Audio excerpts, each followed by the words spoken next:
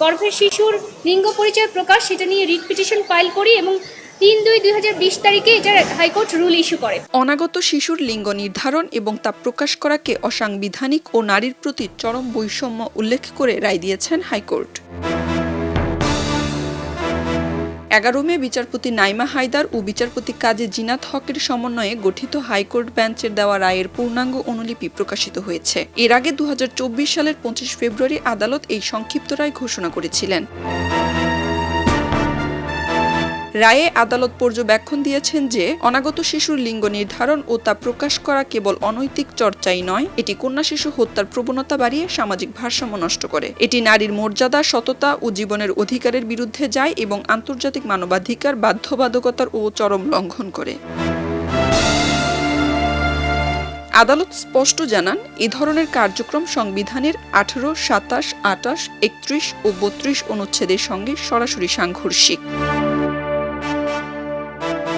আদালত ক্ষোভ প্রকাশ করে বলেন, বাংলাদেশে এই বিষয়ে কার্যকর নিয়ন্ত্রণ ও জবাবদিহিমূলক ব্যবস্থা দীর্ঘদিন অনুপস্থিত ছিল। রায়ে উল্লেখ করা হয়, শুধু একটি গাইডলাইন প্রণয়ন করলেই রাষ্ট্রের দায়িত্ব শেষ হয়ে যায় না।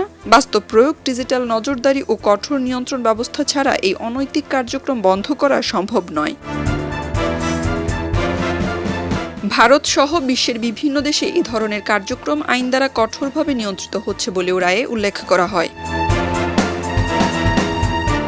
স্বাস্থ্য অধিদপ্তরকে বড় নির্দেশনা দিয়ে হাইকোর্ট বলেন, আগামী ৬ মাসের মধ্যে একটি কেন্দ্রীয় ডিজিটাল ডাটাবেজ তৈরি ও নিয়মিত হালনাগাদ করতে হবে। দেশের সকল নিবন্ধিত হাসপাতাল, ক্লিনিক ও ডায়াগনস্টিক সেন্টারে পরিচালিত অনাগত শিশুর ডায়াগনস্টিক রিপোর্ট সেখানে সংরক্ষণ ও তদারকি করতে হবে। আদালত এই নির্দেশনাকে কন্টিনিউয়াস ম্যান্ডামাস বা ধারাবাহিক তদারকি হিসেবে ঘোষণা করেছেন, যাতে ভবিষ্যৎ এই নির্দেশনার বাস্তবায়ন আদালত নিজেই পর্যবেক্ষণ করতে পারেন।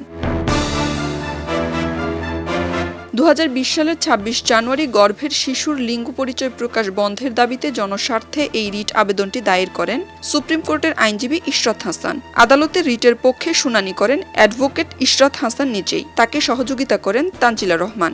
রাষ্ট্রপক্ষে ছিলেন deputy attorney general Amit Dasgupta.